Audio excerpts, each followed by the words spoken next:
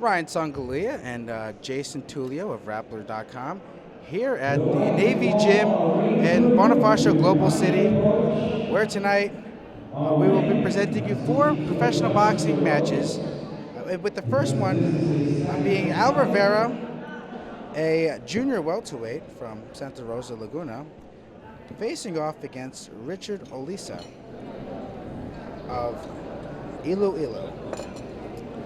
So Olisa is a 23, 30, and 2, not the most impressive record, with 12 of those wins by knockout and 11 of those losses by knockout, against Al Rivera, who's 15 and 2, 13 knockouts.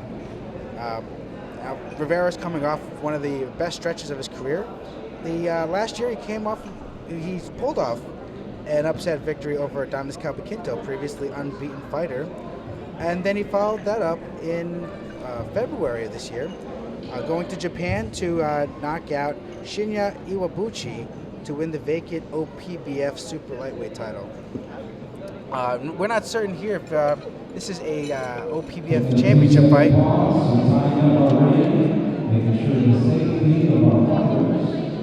I think there's an issue there with the ropes, right? Well, it's a good thing at least that they're doing some due diligence on these ropes, because we don't want to see a fighter fall out of the ring. We have a nice little house here. A lot of the Philippine military is in the house. Some boxing fans, it appears. Not just fans and not just friends and family night tonight. I think we can expect it to get very loud here, especially with the respected members of our armed forces here. I think they can get very into it. Yes, indeed. And between some of the professional bouts, there have been, or there will be, military versus military amateur fights. So we can be assured that the military men will be, and military men and women will be entertained. Some of their comrades going to battle in the ring tonight.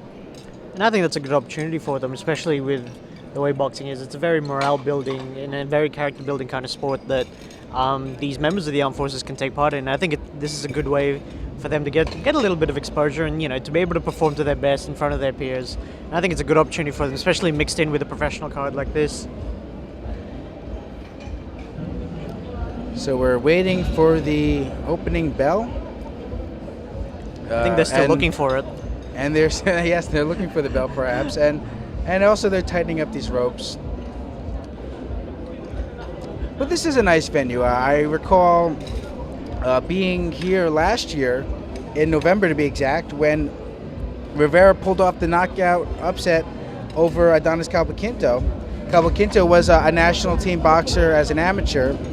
I don't think many people expected Rivera to pull that off. But Rivera, one thing about him, he has 13 knockouts in his 15 wins. He is a big puncher, particularly with that right hand. That was the punch that he was able to knock out Calvaquinto with. We'll see how Olisa stands up to the punches. 11 knockout losses. In fact, wow, his box track has many red results on it. He hasn't won.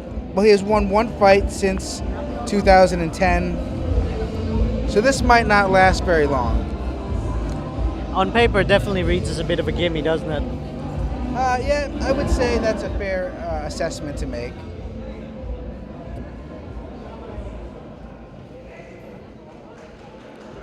All right, looks like we've got the ropes figured out.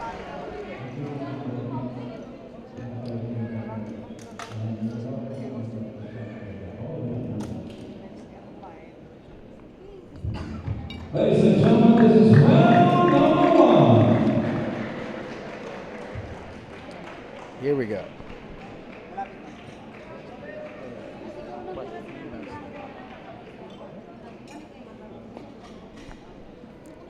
Here we are. 8 rounds. Junior welterweight action begins. Round 1. Let's not forget, for Filipino boxers, these guys are big. Junior welterweight. Oh! Wow, that looked like it hurt. Rivera bringing a lot of power. Actually, he's a southpaw, so it must have been a a right hook that got Cabo Quinto then.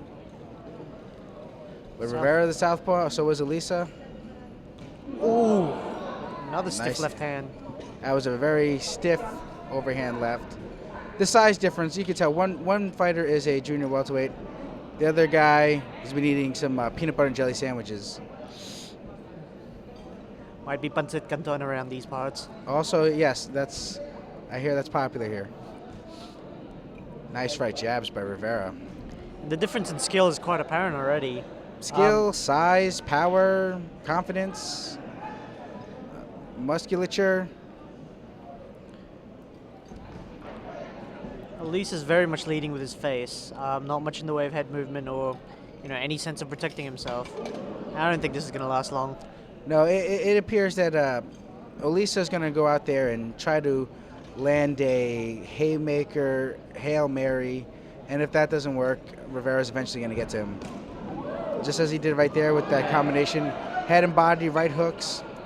A southpaw with a right hook is very dangerous because the stereotype with the southpaw is that all they have is a left hand, but a southpaw with a short, sharp right hook is very dangerous indeed. Absolutely. In fact, that's one of the most dangerous punches in boxing because people don't see that coming. Short little chopping left hand over the top by Rivera.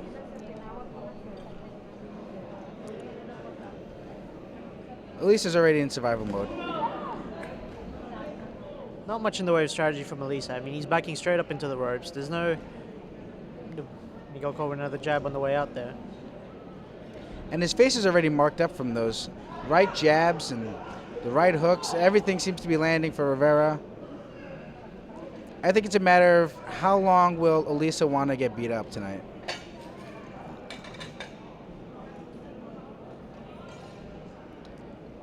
Rivera has no respect for Olisa's power or anything. He's just walking through him, landing punches. And in the first round, that can be funny for Olisa. He can smile and everything, but let's be aware that this is a dangerous sport, and at least he's having some fun tonight.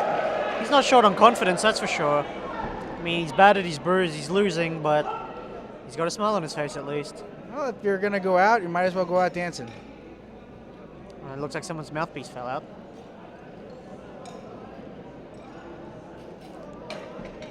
But already in round one, Rivera has made his mark with his power punching. Olisa's face is already starting to swell. And Olisa throws a couple of shots after the bell, but he doesn't have power, so that's okay. Well, when you're losing a fight this badly, I guess you got to do everything in your power.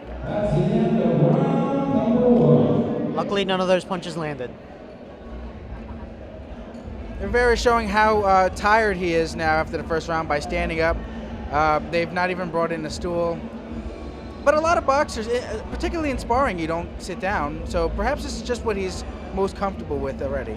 And I think part of it's a psychological trick as well. When you can stand in the middle of the round and say, "I'm not tired, I'm ready to go." It's a very intimidating thing to see across the corner. Yes, I remember George Foreman used to do that, particularly in his second career. And the reason he said is because if he sits down, he might not be able to get back up.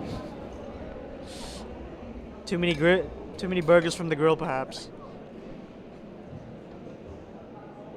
Beginning of round two. Let's see if Olisa has figured out how to avoid punches this round. The early results say no. Because even when Olisa is able to get in a punch or two, there is no velocity really to it. They come from a looping arc where Rivera can see, and doesn't seem to have much power. And he's lifting his feet every time he throws a punch, so his feet aren't rooted on the ground. He's got no power. Not sure what that warning's for. Oh, for the mouthpiece again. I believe that's the third time the mouthpiece has come out already. And this is a tired old tactic. I mean, spitting out your mouthpiece, trying to buy some time, trying to stall. It's becoming pretty obvious at this stage. Well, it's hard to really gauge Rivera. Jason, give me your... Oh, that was a huge right hook. Two overhand lefts. Olisa still standing somehow. maybe not for long. After left uppercut, gets in by Rivera. You have to admire Olisa's toughness. Yeah, What can you say so far about Rivera, Jason? it's hard to tell at this stage. I mean, this is akin to watching a guy on the pads. Yeah, he looks good. He's on target. You know, he looks sharp, but if he's not really getting challenged or getting hit back, it's really hard to tell how good he is. But so far, from what I see, Rivera's got a nice right hook. He can sense. He's got the killer instinct. He can definitely sense when the guy's hurt, and his left hand's not the straightest in the world, but it's sharp enough that it'll catch him when they're backing up, just like that. Important to note that Rivera's 2 losses were both by knockout. He lost his pro debut in 2011 of a first-round technical knockout in Quezon City, and then in 2014 he was stopped in the 7th. It looked like by a knockout, not a technical knockout, to Leonardo Doronio at lightweight. That was in Batangas. But since then, Rivera has won 5 straight. And barring some incredible miracle of divine intervention, it looks like he'll win his 6th straight. And there goes a mouthpiece again. There should definitely be a point taken away by now. You could take 100 points away. It wouldn't matter. All right, guess the ref's not having any of it anymore. Yeah, and plus that's saliva, which is some people think is gross. And he doesn't have gloves on. Yeah. Which perhaps he probably should. I can understand his hesitation to pick it up. Yeah. At least he didn't kick it. That would be just not nice. Ow, that hurt. That right hook has found a home on Olisa's chin. And there's 3 of them right there. An overhand left, and the fight's going to be stopped. And that's it. Ref stopping the fight. Good call. It was not a competitive fight at any moment. There was nothing good going to happen tonight for Olisa. He was tough. The mouthpiece coming out, that may have been a sign of surrender. But Olisa, I don't know if he has a family, but he's going to get to go home to see them tonight, which is good news. He's walking out of the ring on his own 2 feet, and that's what matters. That was a very good call by the ref. That fight wasn't going to change. Olisa was just going to take more damage. So, good call stopping that one. Live to fight another day. We're just awaiting the official time. Jason, in your opinion, where do you see a place for Rivera in the very sparse Asian junior welterweight scene?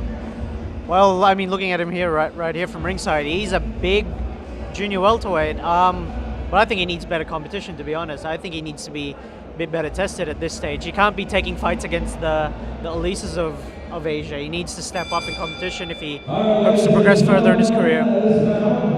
So the official time was 2 minutes and 48 seconds of round 2. It was a one-sided affair, and as my colleague said here earlier, hopefully we get to see Al Rivera in with tougher competition. For Rappler.com, I'm Ryan Sangalia with Jason Tullio. We'll see you for the next fight.